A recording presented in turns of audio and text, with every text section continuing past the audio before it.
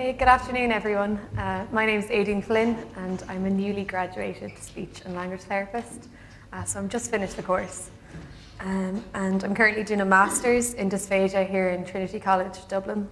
And I'm here to talk about a degree in clinical speech and language studies. So the degree is a 4-year course and it gives you an in-depth knowledge and understanding of communication and swallowing disorders and teaches you how to work as a speech therapist, helping people who may experience these difficulties. So just to clarify, this qualifies you to work as a speech and language therapist. And upon completion of the course, you're awarded with a Bachelor of Science in Clinical Speech and Language Studies, and it's recognised internationally,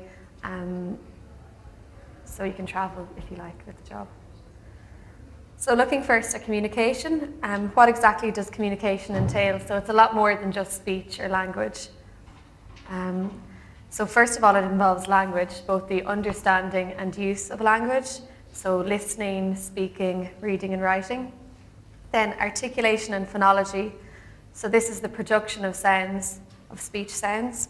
Then voice, this is the vocal cords, so actually producing sound. Fluency, it's not fluency in a second language, it's the flow and rhythm of speech, and sometimes if this is disrupted, it might manifest itself as a stammer or stutter. You might have seen the King's Speech, so it's along those lines. And then finally, non-verbal communication, so things like signing, body language, posture, and facial expression. So the ability to communicate is central to all that we do, to who we are, how we learn, how we relate to each other at home, at school, at work. And communication difficulties can impact on people's ability to participate in education, social, economic, and career opportunities. So looking now to a communication disorder.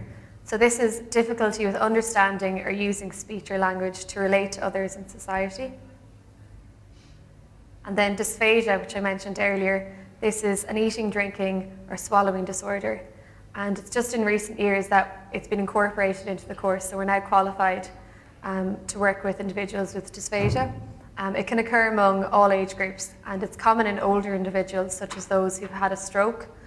And it can lead to further complications if it's not managed. So we work as part of a team, so maybe with the dietitian, occupational therapist, doctor. So turning to the role of the speech and language therapist, we work with both children and adults who have difficulties with language, communication and or swallowing. So we assess, diagnose, and we aim to enable people to achieve their maximum potential to communicate and eat and drink without difficulty. An important part of our job is working with families and carers of individuals with difficulties. And then just some examples of what we do. So we enable people who've experienced brain trauma, maybe as a result of stroke or a road traffic accident, to regain functional communication, language, speech and swallowing ability. Or we facilitate the development of speech and language skills of children and adolescents who may be experiencing difficulty. We help individuals use assistive devices for communication. A big part of our job is counselling individuals and families on how better to cope with a family member's disorder. And we enable those who do not have speech to communicate through non-verbal means. So I think in the picture there, that boy, maybe he might be using a non-verbal and assistive device to communicate. So we work with children with speech, language, voice, fluency or communication difficulties, and they could be associated with physical impairment such as cleft palate or cerebral palsy, intellectual impairments such as Down syndrome, oral or written language disorders, autism and Asperger's syndrome, emotional behavioural disorders, hearing impairments, and many other conditions. And then we also work with adults with speech, language, voice, fluency, or communication impairments. Those associated with neurological disorders such as Parkinson's disease or Huntington's disease, stroke, dementia, cancer of the mouth and throat, intellectual disability, mental health problems, traumatic brain injury, and many others. So who exactly do we work with? So as I said before, the client, the family, and we always work, we usually work as part of a multidisciplinary team. So you're constantly liaising with a client's doctor, their nurse, physiotherapist, occupational therapist, and so on. And teachers as well are important. They're a source of information. So we can work in a variety of areas. We work in a hospital, rehabilitation centre, a school, community care, nursing home, mental health service, private practice. So it's something I love about the job, the variety. It changes from day to day, week to week. And if you prefer an area, you can specialise. You can choose to specialise, but I like the variety of the job.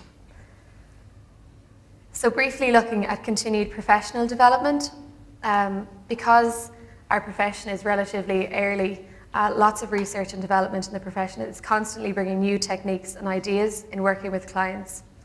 So there are a variety of postgraduate courses available, and we're kind of encouraged as part of our job to take part in research and trials to try out new techniques. And then opportunities for employment. So we're in high demand, but there are a shortage of posts. So there's really long waiting lists in some areas. And there are increasing opportunities to specialise. You can work in private capacity, or you can work overseas. And yeah, there are opportunities for further research, such as a master's or PhD. So just briefly looking at the entry requirements, I think they're in the prospectus, so you can refer to them. So it's a 4-year course, and the theoretical component consists of lectures, tutorials, and seminars. A lot of what we do is through problem-based learning, so it's group-based learning. It builds teamwork, communication, and group skills. When you're given a problem, students split into groups, and you have to brainstorm and set goals to solve the problem and collaborate as a group. And then the new information is acquired and presented and shared with the group, and then you have to present to the class and lecturers. And it works around, it's based on like a clinic situation. So you might, an individual might come into the clinic and you don't have any knowledge maybe of what's wrong with them, and you have to brainstorm. So it kind of reflects, it's clinically relevant really.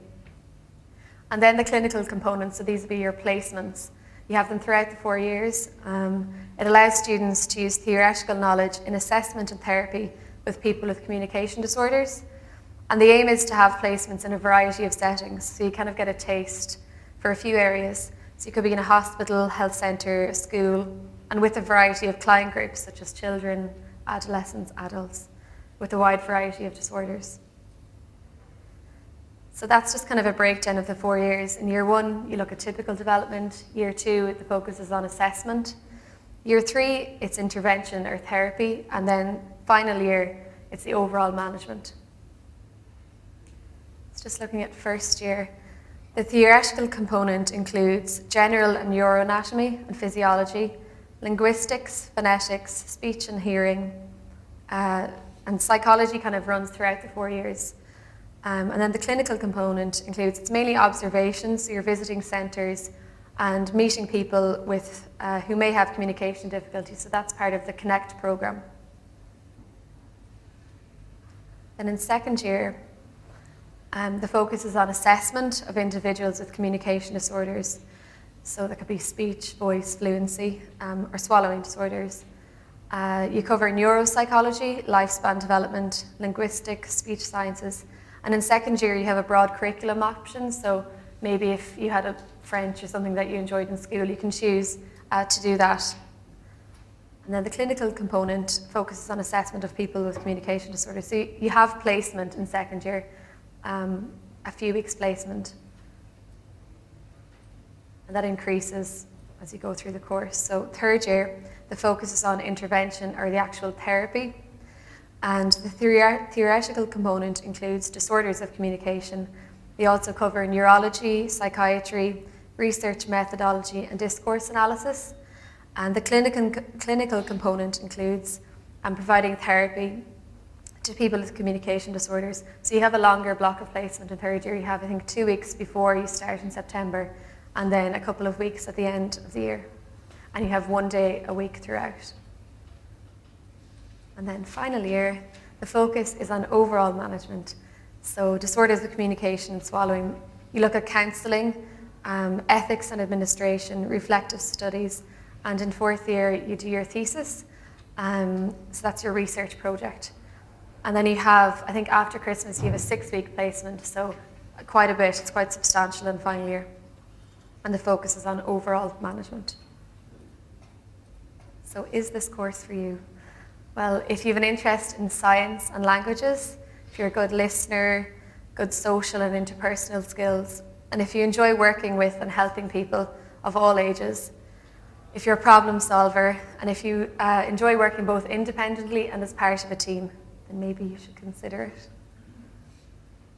So it's definitely a challenging, rewarding and satisfying job. And here are just a few useful links if you're looking for more information.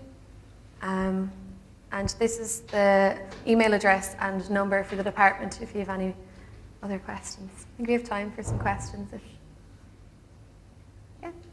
Where are the placements? So it depends. I think the aim is that you get kind of a taste for everything. So you might be working with children, adults, in a hospital, in a school.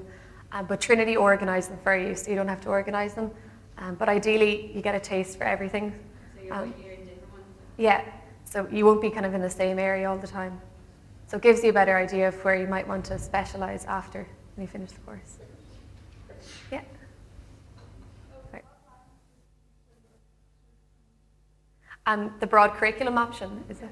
Yeah, I'm not sure what exactly, but you have a good choice. So I think it's kind of first come, first serve. But like if you want to, I think some people last year I think did French and that, so I'm not sure. I think it's in the prospectus though if you refer to that. What's the employment rate? So they're in high demand, but at the moment the HSE, I think there's an embargo, so they're not actually recruiting for HSE. However, things like hospitals in Dublin, Enable Ireland, Down Syndrome Ireland, or places that don't go through the HSE, they're still employing. But there's a huge demand for them, like the waiting lists are still really long. It's just that the HSE aren't employing. But you can travel abroad, and I think I finished in June, July, and about 10 of 30 have jobs now, so it's not too bad. Yeah. Any other questions? Yeah. Do you have a chance to do an Erasmus year? Yeah, there's no full year Erasmus option, but I think third and fourth years they have an option of, it's kind of voluntary Erasmus, so it's 3 weeks during the summer, 3 or 4 weeks. And you're encouraged to do that in third and fourth year, but there's no full year Erasmus. I think with timetabling and everything, it's hard to kind of match up. And how many people get it? I'm not sure exactly. If you email Ada, she'll be able to let you know. Yeah.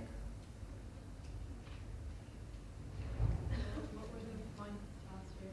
They were 520 last year. Yeah, 520. Are they normally around that? I think they're usually around 520, around the 500 mark, yeah. But it could change, sure. Any other questions? Okay, thanks a million. Thank you.